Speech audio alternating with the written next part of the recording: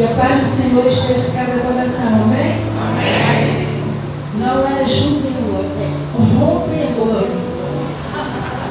É Roberlan. Ele, eu não ia falar não, mas ele tem mania de me chamar de sargento.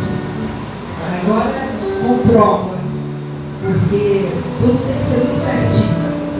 Trabalhei com ele na Associação Batista Meritiense e lá ele me apelidou de sargento. Desde lá da primeira igreja, da Igreja Batista Memorial na Olavo Bilac. Então, eu às vezes nem me chamo de pastor não, sabe? Porque conhecia lá no seminário ainda, então era aquele molequinho, né? Cheio de graça. Aí agora virou pastor, quer botar banca. Comigo não. Vou continuar sendo sargento. Então, Roberlan Julião da Silva, ele está com a sua esposa e seu filhinho, e ele vai estar louvando ao Senhor também, junto com a sua esposa. Eu vou chamá-la lá ela foi levar o garotinho lá no culto infantil, mas eu vou chamá-la. E ele vai estar louvando ao Senhor e trazendo do Senhor aquela palavra que ele já colocou no coração dele para os nossos corações. Amém? Vamos estar orando e pedindo que ele seja apenas o instrumento na mão do Senhor. Soberano Deus, Pai Criador, graças te damos, Senhor, por estarmos na tua casa mais dessa noite para louvar e bendizer o seu santo nome. Muito obrigada, Senhor Deus, pelas nossas vidas, pelas famílias aqui reunidas, Senhor, em seu nome. Agora, Senhor, coloque em suas mãos a vida do pastor Roberlan Julião, e ele vai estar trazendo para nós aquela mensagem, Senhor, que o Senhor já colocou em seu coração. Senhor, use-o como instrumento da tua palavra, para que venha falar profundamente aos nossos corações, para que possamos sair daqui transformados pelo seu Santo Espírito. Usa, Senhor, o teu servo, fala a cada um de nós, principalmente aquele, Senhor, que ainda não teve aquele encontro sincero contigo. Que nesta noite possa ser uma noite de bênção, de encontro com o Senhor, Senhor. Uma noite de realização de um sonho, de estar se pondo em suas mãos para que tu dirija a vida de cada um. Abençoa, Senhor, as nossas vidas. Não olhe, Deus, para as nossas imperfeições, mas usa o seu Filho para falar aos nossos corações. Te amamos agradecido em nome e por amor de Jesus. Amém.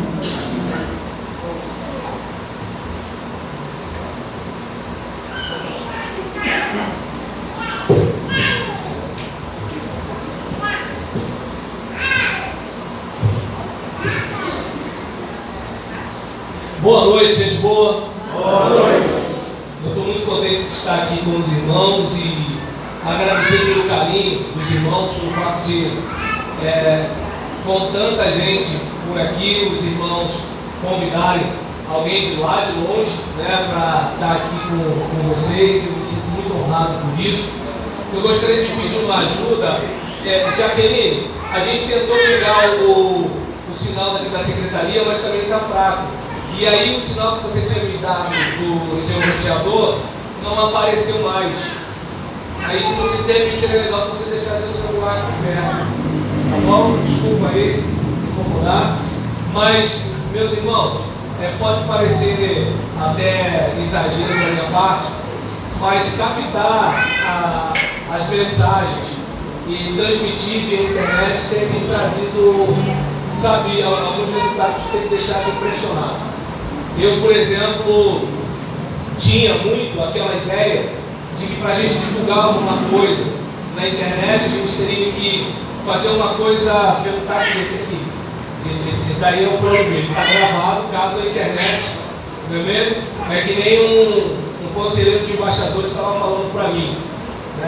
Ele estava dizendo que olha, lá com a minha embaixada não tem esse negócio de acesso à Bíblia não. É todo mundo com a Bíblia mesmo, porque bateria acaba, sinal cai, mas agora a Bíblia no papel funciona.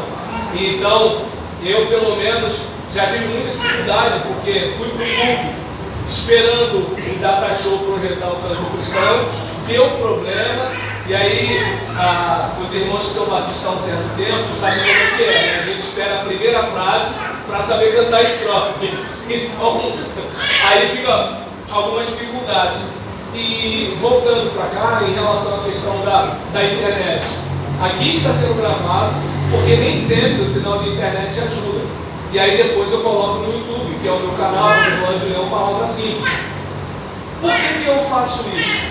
Porque hoje nós estamos aqui, mas de repente, alguém que não está aqui, não por preguiça, às vezes está cuidando de um marido acamado, às vezes está cuidando de uma mãe com um problema de saúde, de um filho, está passando alguma dificuldade, ou de repente aquela pessoa sem forças de estar no culto, coisas do tipo, e até a gente mesmo, a gente gostou daquela mensagem, já viu quando a gente fica assim, fulano tinha que estar aqui?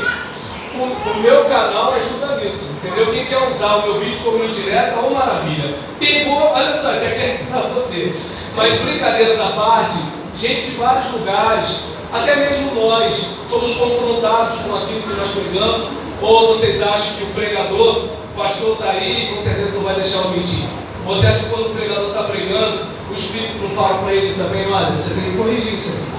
Então, às vezes eu escuto a minha pregação e falo assim, meu Deus, tem misericórdia, porque o pregador está falando um negócio ali que eu preciso melhorar. Então, tem um efeito muito grande e eu tenho ficado cada vez mais motivado. Não é aquela super produção, mas é uma coisa que dá para eu escutar enquanto lava a louça. Então, a minha preocupação é a mensagem. Não lembro qual foi o autor dessa frase, mas tem uma frase que eu guardo até hoje. O feito é melhor que o perfeito. O dia que eu ficar top, eu faço um negócio top. Enquanto eu não for top, eu faço um negócio topinho. Mas a Bíblia diz que é para nós fazermos o que temos para fazer conforme as nossas forças. Certo? Então, o tema dessa noite é... Projeta por gentileza, Jaqueline. Isso. Você pode ler? Faz um pouquinho, vai. Você pode olhar para a pessoa que está do seu lado e falar isso? Oh, glória a Deus, eu não estou perto da Gisele. Então, tem um estilinho para dentro, né, irmão? E aí, nesse caso, eu não sei se dá para, talvez alguém pense assim, mas o que tem a ver dependência de Deus? O que tem a ver a carta do apóstolo Paulo aos Efésios com cobre menos e seda mais? É muito comum que quando chega o mês de família, as pessoas preguem, sempre pegando mulheres, sede submissa aos vossos maridos, quer dizer, as pessoas não, os homens, né? E aí se leia também, lê-se também, maridos, amai vossas mulheres, como Cristo amou a igreja. Entretanto, isso não acontece simplesmente assim, olha, eu tenho que fazer e eu vou fazer. Mas tem a ver com uma capacidade desenvolvida. E essa capacidade é desenvolvida mediante um dom recebido. Então, é importante observar o seguinte, nós temos a tendência de apenas exigir que alguém faça. Mas é importante perceber se a pessoa tem as ferramentas para fazer aquilo ali. Os irmãos devem reparar que às vezes a gente pega um soquete, um preguinho e tenta furar a parede para colocar um quadro. Dependendo da parede, dá certo, mas na maioria das vezes não dá. Porque a ferramenta não é adequada. Amassa o prego, estraga a massa que está ali, prejudica a tinta, deixa aquele furo e a gente não coloca o bendito no quadro. É muito comum que a gente, às vezes, vá tentar cortar algo que deveria ser com um serrote e a gente faz com a serra ou com a serra faz com o serrote, ou o serrote, mas o serrote está cego. Então, é importante que a gente observe que na caminhada da vida da gente, a gente exige que o marido tem que ser desse jeito e a esposa tem que ser desse jeito. Mas o texto mostra que mulheres sejam submissas aos vossos maridos, e maridos amai vossas mulheres, e filhos obedecei vossos pais. Ó pais, não provoqueis vossos filhos a ira. Não é um texto solto. Ele começa lá atrás, quando o texto fala aí em Efésios capítulo 5, versículo 21. Deixa eu ver. Opa, aqui está direitinho. Desculpa, é que eu estou olhando ali, eu vi cortado. Eu pensei que aqui também estava. O que está escrito em Efésios capítulo 5, versículo 21? Sujeitem-se uns aos outros por temor a Cristo. Então nós observamos, pode acender de novo? Isso. A gente que é preto desde pequenininho, então é bom ter luz na gente por causa da filmagem depois.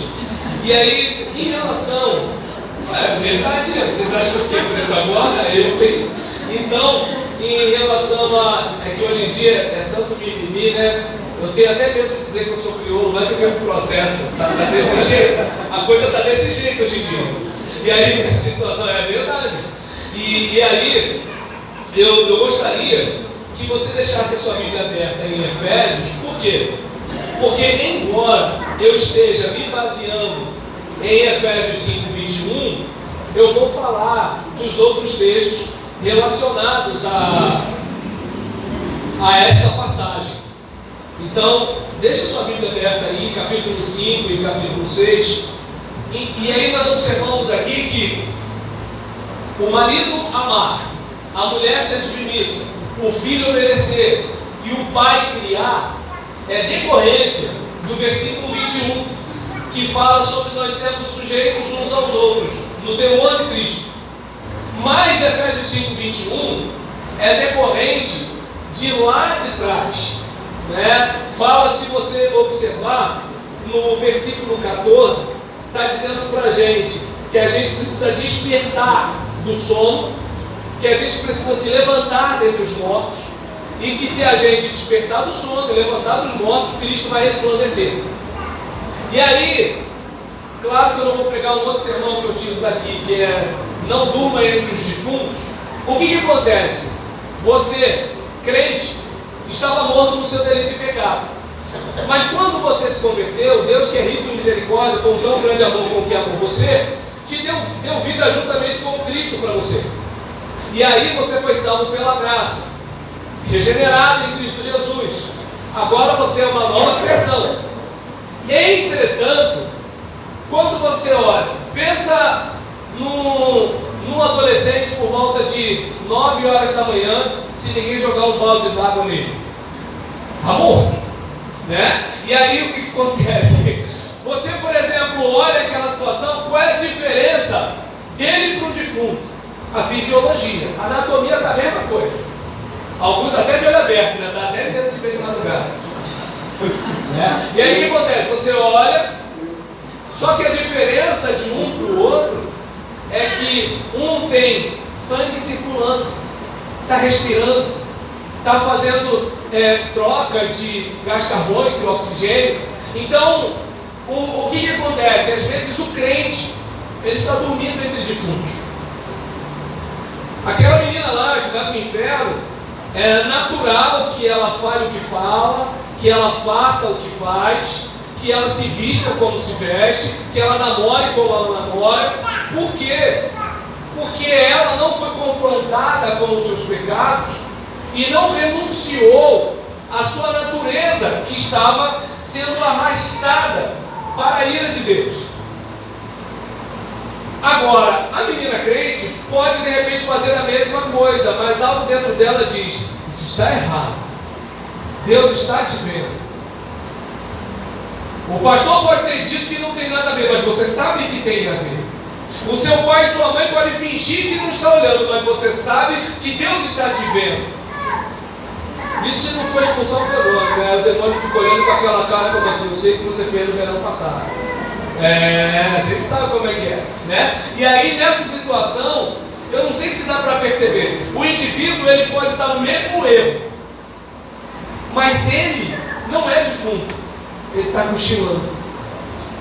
Então, de repente, aquele empresário, ele sabe como o sistema é, ele sabe como as coisas funcionam, ele sabe que é o jeito que ele tem de botar o povo dentro de casa, mas algo nele diz assim: você sabe que isso não está certo. Ah, mas o outro lá é crente e faz também. O outro lá é crente e faz também, mas você sabe que isso não está certo. Você sabe que você não foi salvo para isso. Mas como é que eu vou pagar aquele negócio? Você está disposto a perder tudo isso para viver dignamente a vocação? Então eu não sei se dá para você perceber que despertar dentro do sono, levantar de entre os mortos é o seguinte: eu não sou filho do diabo, eu sou filho de Deus. Eu não sou um defunto, eu recebi uma nova vida. Deus espera de mim algo que Ele não está esperando do cara que nos converteu. É como, por exemplo, vamos lá, se de repente a molecada da igreja vai fazer uma festa e na festa toca: hoje é festa lá no meu amigo. Aí acontece, vai ter um chateado, outro chateado, aquela coisa todinha, mas o pessoal vai relevar. Agora, se alguém souber que o pastor da igreja estava lá nessa festa, aí o tom muda. A cara do pessoal já mudou. Quando eu falei do pessoal, era uma cara. Quando eu falei que o pastor estava, mudou a cara. Por quê? Espera-se dele algo diferente. E você acha que o cara que não é crente não espera de você da mesma forma que você espera do pastor? Deu para entender? O cara lá, ele pode nunca ter lido a Bíblia, mas ele sabe que você aprendeu algo diferente do que ele está fazendo lá. A menina namora um rapaz que não é crente. Ele não leu Bíblia, mas ele sabe que não é por aí. Ele sabe. Ele não vai exortar ela porque ele é besta, mas ele sabe. Então eu não sei se deu para você perceber que é o seguinte: Deus espera algo de mim e de você. E por mais que não pareça, o pessoal que chama a gente de fanático no trabalho também está esperando. Porque eles criticam a gente, mas quando o bicho pega, quem eles vão pedir oração? É o crentão da faculdade, é a beata da faculdade, é o irmão da expedição, é a irmã lá, né, do faturamento. Eu não sei se dá para perceber que assim, o pessoal zoa, mas eles sabem que fulano é crente. Agora o crente que é da panela, o crente que é fechamento, eles não procuram, porque eles não acreditam. Não estou dizendo que essas pessoas não são crentes, só estou dizendo que elas estão dormindo entre defuntos. Eu não estou dizendo que essa pessoa não vai para o céu, talvez ela vá mais cedo. Então eu não sei se deu para você perceber que não tem como cobrar maridos amai, mulheres serem submissas, se lá atrás não tiver uma resolução: não vou dormir entre defuntos, chega. Não vou mais trazer tristeza para o coração, não vou entristecer o espírito que mora em mim, não vou dar ocasião ao diabo. Está no capítulo 4. Você entende? Um texto está amarrado ao outro. Não é um versículo assim: olha, você tem que me amar. Não adianta. Não adianta, não dá para ser assim. É uma questão de tornar aquilo que é ruim difícil de fazer e aquilo que se deve fazer mais fácil de fazer. É isso que a gente tem que fazer.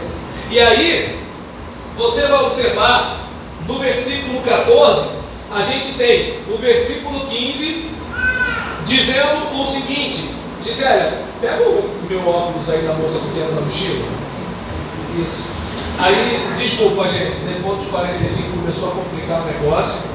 E aí para não passar pela câmera, ele entrega esse rapaz bonito de barba. Isso, você mesmo que é bonito de barba. Traz para mim, por gentileza. Isso, obrigado. Valeu. E esse já vai comprar o meu livro, R$30, tá bom? Então, desculpa, gente, está desse jeito. Pode me julgar. Mais um ano se passou. Então, aí diz assim: gente, parece que eu tenho 8 anos de idade. Coisa boa, rapaz. E aí diz o texto, versículo 15: tenham cuidado com a maneira como vocês vivem, que não seja como insensatos, mas como sábios, aproveitando ao máximo cada oportunidade, porque os dias são maus. Portanto, não sejam insensatos, mas procurem compreender qual é a vontade do Senhor. Então nós observamos aqui que é preciso uma caminhada, é preciso fazer um trabalho de base, é preciso ter um alicerce para depois você construir um edifício. Pelo amor de Deus, irmã, se você trouxe o seu marido para ouvir o pastor falar, maridos, amai vossas mulheres, calma, eu vou falar. Mas assim, não dá só para pedir isso. Tudo bem, irmão, eu sei que você não pensou nisso, porque nós que somos homens não ligamos para esse negócio. Mas, caso de repente alguém tenha pensado, hoje ele vai falar, mulheres sendo submissas, eu espero chegar no mês de maio só para escutar um negócio desse. Eu sei que os homens daqui não pensam assim, mas lá da Baixada eles querem que a mulher seja submissa. Os daqui são modernos e tal. E aí, eu vou chegar lá, mas não sei se deu para perceber. Só os fortes que conseguem ser mansos. Os fracos têm que botar banca. Os fracos têm que ficar mostrando que são poderosos. Os fracos, eles têm que fazer alguma coisa, porque eles estão com medo. Então eles têm que fazer alguma coisa para se afirmar. Agora, quem sabe o que é e pronto. Deu para entender? Eu tenho o maior respeito. Eu acho que cada cabeça de pastor é um universo. Por que assim, eu não tenho dificuldade, quando a Cecília me chama de governante? Porque para mim ser pastor é igual ser crioulo. Você pode dizer que eu sou um lobo, eu não vou ser lobo porque você falou. Então o fato de você não me reconhecer como pastor não faz diferença. Deu para entender? E muitas vezes, ela conheceu meus adolescentes, está tudo burro velho já, mas assim, eles me chamavam de governante. E eles me respeitavam e muito. Ela os conheceu, me respeitavam muito. Tinha gente que me chamava de senhor e não me respeitava. Não disse que era lá, só disse que tinha gente que me chamava de senhor e não me respeitava. Deu para entender? Então, não estou dizendo que você tem que fazer isso, eu só estou dizendo, até porque meu pai mesmo falou que até ele morreu tem que chamar ele de senhor. É senhor mesmo, pronto, acabou. Mas agora, o que eu estou dizendo aqui é que se a mulher ela não tem segurança em si mesma, aí ela vai tentar o quê? Se a mulher macho da parada. Se o cara não tem segurança em si mesmo, ele vai ter que tratar a mulher como se fosse uma propriedade dele. Agora, se a gente aprender com Deus, Deus fez a gente sabendo que a gente poderia rejeitá-lo. E nós estamos aqui. Porque só seres livres amam. E quem ama cede. Quem ama negocia. Quem ama dá o braço a você. Quem ama faz alguma coisa. Agora, quem se ama, usa os outros. Aí sim, é do meu jeito. Você tem que fazer assim. Você tem que fazer assado. Como se todo mundo fosse uma peça do seu próprio joguinho particular. Isso a gente chama de egoísmo. O crente que faz isso pode até ser salvo, mas ele está dormindo entre os defuntos. E aí, cobre menos e ceda mais. Como isso aí? Desculpa, foi só para degustação. Vamos seguir.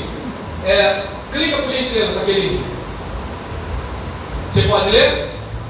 Família, priorize Deus. Mais uma vez. Família, priorize Deus. Pode ler o versículo? Não se embriaguem com vinho que leva à libertinagem, mas deixe-se encher pelo Espírito. Opa, obrigado. Já aprendeu o esquema. Isso aí, valeu, Jaqueline. E aí, qual é a nossa dificuldade? Priorizar Deus. Essa é a nossa dificuldade. Vou pegar a minha experiência particular. Pode puxar minha orelha. O batista ele é bastante cerebral. Então, enquanto o pentecostal gosta de sentir, o batista gosta de pensar. E aí, quando um batista vai caminhando para o sentir, o outro batista fala que ele está pentecostalizando. Então, o batista tem muito disso. Então, às vezes, quando eu vou pregar, eu penso muito no significado das palavras, como é que eu vou construir o texto, como é que eu vou desenvolver do tema para o tópico, aquela coisa todinha. E aí, às vezes, lá no finalzinho, eu peço a Deus para abençoar a mensagem. E isso, de certa forma, Deus ajuda, Deus abençoa, porque Deus tem um compromisso com a sua própria palavra e com o seu povo.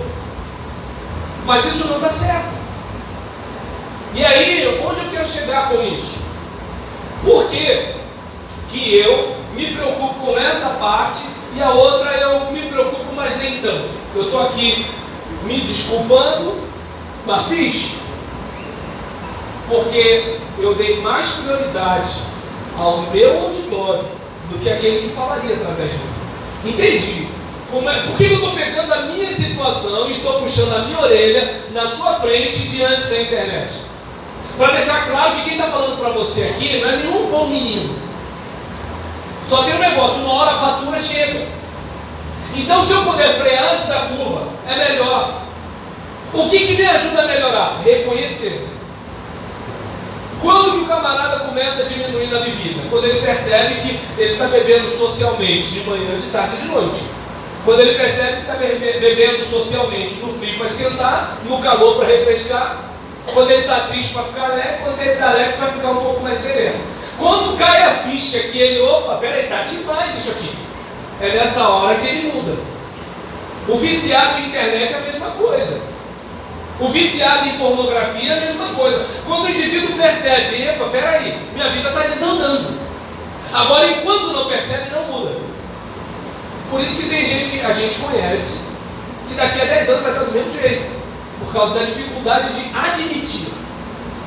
E aí eu fico com uma frase de Paulo Freire, eu sei que hoje ele não é muito querido em algumas situações, né? Mas ele tem uma frase que eu acho muito interessante. Eu assumo ser condicionado, mas não determinado. Ou seja, eu sou a soma de um monte de coisa. Da interação com o ambiente, a minha genética, o que eu recebi dos meus pais, seja biologicamente, seja culturalmente, mas eu posso tomar a decisão de ir para além de mim mesmo e reconstruir aquilo que foi destruído e escrever um novo tempo para a minha vida. Eu posso fazer isso. Só que para eu fazer, eu preciso assumir. Quando a gente não assume, a gente não melhora. E aí, é importante verificar, Deus tem sido a sua prioridade? No discurso, você vai dizer que sim, como eu também vou dizer que sim. Eu estou na casa do Senhor, pregando a palavra do Senhor. Eu vim de longe para pregar. Mas você percebeu que quando eu falei sobre o tempo gasto para o texto, o tempo gasto para a busca, você já percebeu que a minha prioridade não foi tão prioridade. Deu para entender? Então, a questão da prioridade é o seguinte, isso aqui é inegociável. Aquela chuvinha fina, 5 e pouca da manhã, vai impedir você de trabalhar? Não. Porque você sabe que não tem negociação. Agora, se você é sobrinho de não sei quem, parente de não sei quem, não sei quem, não sei quem, que vai sobrar para todo mundo, mas para você não, aí a gente já dá assim, estou me sentindo muito mal, não sei o quê. Agora, se é o seguinte, eu só tenho isso aqui, se eu perder isso aqui, aí você vai doente, vai com cólica, vai com...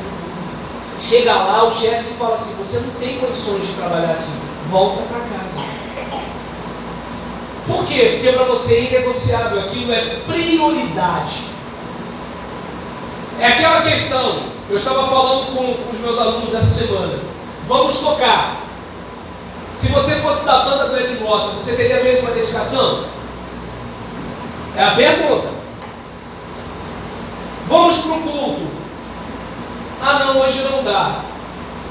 Se o presidente do Brasil, ou se o governador do estado, ou se de repente um artista de grande nome viesse aqui no culto e quisesse visitar uma igreja da região, e aí? A gente não ia dar um jeito no carro, uma dor de cabeça, alguma coisa do tipo? Então, quando eu falo de prioridade, é disso, ou seja, isso é inegociável. Enquanto eu estava vendo isso aqui, Deus estava falando comigo algumas questões que eu tenho que priorizar. Por quê? Porque Deus ele é mais legal com a gente do que os outros. Vai ter gente que vai olhar o seguinte, não, mas peraí, olha, essa roupa não é adequada para pregar, esse linguajar não é adequado para pregar, essa música não é adequada para não sei o que lá, isso não sei o que, a gente tem isso. Deus não. Deus está olhando a essência. Deus está olhando para a gente e e está vendo o seguinte: eu sei que esse é o seu melhor. E Deus está olhando para o outro e vendo o seguinte: ele está fazendo aquela coisa grande ali, mas não é o melhor dele. Deus sabe. E aí, isso até serve para a questão da oferta da viúva pobre, tá? Não vamos negócio de trazer 2 moedas de 25 centavos, não, porque ela deu tudo que tinha. 150 centavos não é tudo que você tem. Então, família, priorize Deus. A pergunta que a gente faz é: a mesma nota que vai para o shopping é a nota que vem para o culto? O tempo gasto para o concurso para a Polícia Federal é o tempo gasto para entender Malaquias e Zacarias? A paixão pela namoradinha é a mesma paixão pela oração e adoração? Entende como é que é o negócio? É que a gente, por exemplo, claro, se você perguntar a qualquer pessoa, você ama a Deus? Vai ter um doido aí que vai dizer, eu odeio Deus, mas a maioria vai dizer que ama. Mas eu não sei se dá para perceber, eu posso até gostar de alguém, mas é você que eu amo, é bonito lá na música. Nem quem canta música concorda com esse negócio. Está dando para entender? Então, priorize Deus. Sabe que, assim como alguém que se embriaga com vinho, fica com seus freios morais soltos, aquele, por exemplo, que se enche do Espírito, ele se aproxima mais daquilo que Deus quer. Enquanto de um lado o vinho me leva para o meu lado mais animal, o Espírito me leva para o meu lado mais humano. Então Deus quer que eu e você possamos pensar o seguinte: tá legal, tem aquela colega simpática, bacana, tranquila, perfumada, que fala mole, né? E aí você chega em casa, é a dona Igreja. Só que é o seguinte: você tem uma história com a dona Igreja, você tem uma vida com ela, e antes de casar com você, ela não era dona Igreja. Deu para entender? Então é importante o seu lado humano parar para pensar o seguinte: espera aí, eu tenho uma história, eu tenho uma trajetória, eu tenho um filho, eu tenho netos, eu vou ter alguém que vai estar caminhando comigo. Ainda estão pensando para não crer. Então o que acontece? O que eu estou querendo dizer, não o que você ouviu, o que eu estou querendo dizer é que assim, o nosso lado humano faz a gente botar na balança várias situações da nossa vida. E o nosso lado animal é o seguinte: tem um pedaço de x-tudo ali, eu vou comer. Agora, quando